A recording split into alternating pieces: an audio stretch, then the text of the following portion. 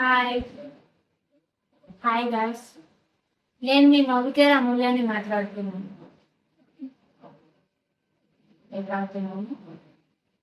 Hi అండి.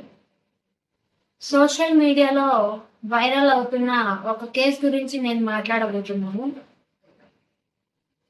నేనైతే ఫ్యాక్ట్సే మాట్లాడతాను, అంటే నిజాలే మాట్లాడుతున్నాను. ఓకే. అండ్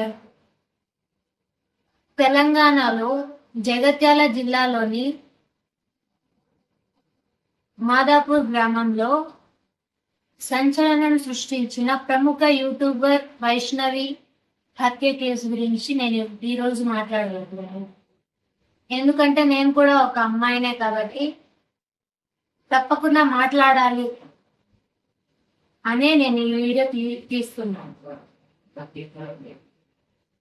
బ్యాడ్ కమెంట్స్ పెట్టుకోండి, ఏమైనా చేసుకోండి, ఐ డోంట్ కేర్. బట్ నేను ఈ వీడియో ఖచ్చితంగా తీసి తీరాలి, అందుకే తీస్తుంది. అండ్ నన్ను కొంచెం సపోర్ట్ చేయండి ఇలాంటి వీడియోస్ ఇంకో కొన్ని రావడానికి కోసం. Thank you. అండ్ వైష్ణవి గురించి మనకు తెలిసిందే,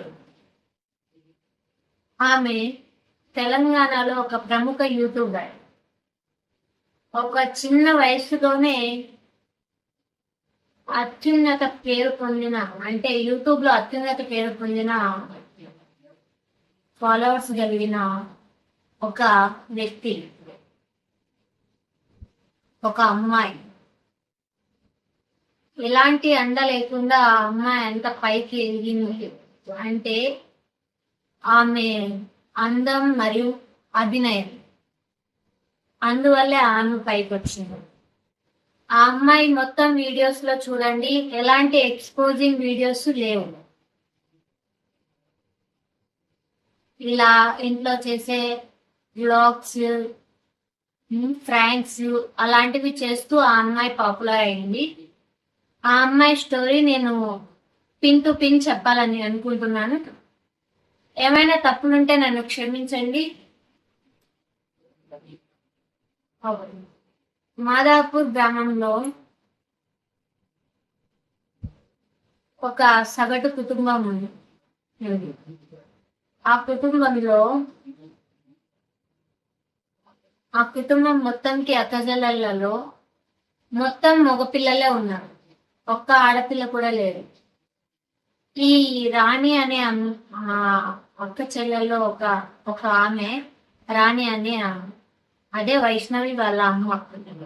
ఆమెకు ఇద్దరు కొడుకుల తర్వాత ఏకైక ఆడపిల్ల పుట్టింది, ఒక ఆడపిల్ల.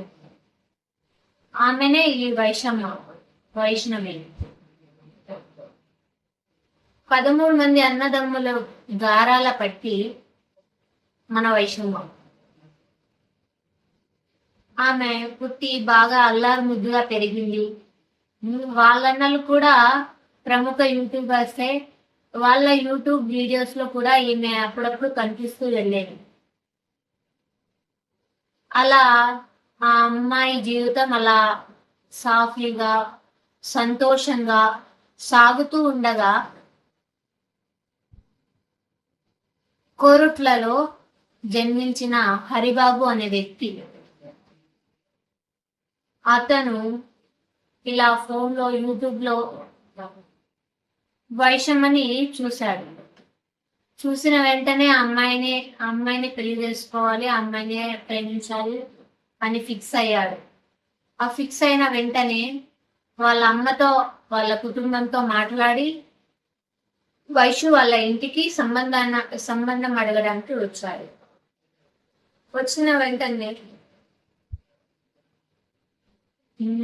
వాళ్ళ అమ్మతో అడిగించారు, నా కొడుకు ఇలా మీ అమ్మాయిని లవ్ చేస్తున్నాడు, అందుకోసమే మేము సంబంధం అడగడానికి వచ్చాము అని చెప్పగా ఆమెకి వైషమ్మ అంటే అస్సలు ఇష్టం లేదు. హరిబాబు వాళ్ళ అమ్మ ఇష్టం లేదు వైషమ్మ. ఎందుకంటే వీళ్ళ కుటుంబం ఉమ్, అంత అంటే ఏం చెప్తారు, అంత కట్నాలు ఇచ్చే వాళ్ళు కాదు అని ఆ హరిబాబు వాళ్ళ అమ్మ అనుకుంటుంది. అందుకోసమే వైశమ్మ అంటే వాళ్ళ అత్తకి ఇష్టం లేదు. ముందు పెళ్లి కాక ముందు ఇష్టం లేదు. వెళ్ళి అడిగారు. వెళ్ళి అడిగిన వెంటనే వాళ్ళ అమ్మ చెప్పింది, లేదమ్మా నా కూతురు ఇంకా చిన్నపిల్లే, నేను ఇప్పుడే పెళ్లి చేయను, ఇంకా చిన్నపిల్లే, తను చదువుకుంటుంది, ఆ అమ్మాయి సంతోషంగా ఉండనివ్వను, నేను ఇంకా ఒక 5 సంవత్సరాల తర్వాత అలా పెళ్లి చేస్తాను అని వాళ్ళ అన్నలు, వాళ్ళ అమ్మ, వాళ్ళ నాన్న మొత్తం కరాఖండిగా చెప్పేశారు. చెప్పిన తర్వాత ఈ హరిబాబు చాలా ఆలోచించి ఇంటికి వెళ్ళాడు. ఇంటికి వెళ్ళిన తర్వాత పాయిజన్ తాగేశాడు. అంటే పురుగుల మందు ఏదో పాయిజన్ తాగేశాడు. తాగేసి 7 రోజులు హాస్పిటల్లో అడ్మిట్ అయ్యాడు. అడ్మిట్ అయ్యి బ్రతికి వచ్చాడు. వచ్చిన తర్వాత ఇక్కడ వైష్ణవి కుటుంబానికి టార్చర్ మొదలైంది. వైష్ణవి కుటుంబానికి వైష్ణవికి ఫోన్ చేయలేదు, వాళ్ళ అమ్మ వాళ్ళకి ఫోన్ చేయలేదు. మిగతా వాళ్ళ అన్నదమ్ములు ఉన్నారే వాళ్ళకందరికీ ఫోన్ చేసి, బావా నాకు వైష్ణమ్మని పెళ్లి చేపి, నేను బాగా మంచిగా చూసుకుంటా, పూల్లో పెట్టి తీసుకుంటా అని వాళ్ళని టార్చర్ పెట్టడం మొదలు చేశాడు. మొదలు పెట్టిన తర్వాత వాళ్ళందరూ ఇప్పుడు విన్నారు కదా, ఇట్లా చేస్తున్నాడు, హరిబాబు ఇట్లా చేస్తున్నాడు అనేసి రాణి అమ్మకి చెప్పాడు. అంటే వైశ్వ అమ్మ వాళ్ళ అమ్మ. అమ్మకి చెప్పిన వెంటనే, వీడేంటి ఇలా చేస్తున్నాడు, అంటే చనిపో అంటే ఇట్లా చావు వ్యవహారాలన్నీ చేస్తున్నాడు, మనకు అసలు అవసరం లేదు అని అనుకున్నారు. ఈ వైషమ్మకి ఒకసారి అడిగి చూసినా కూడా, అస్సలు నాకు ఇష్టం లేదమ్మా, నేను పెళ్లి చేసుకోను, నాకు అస్సలు పెళ్లి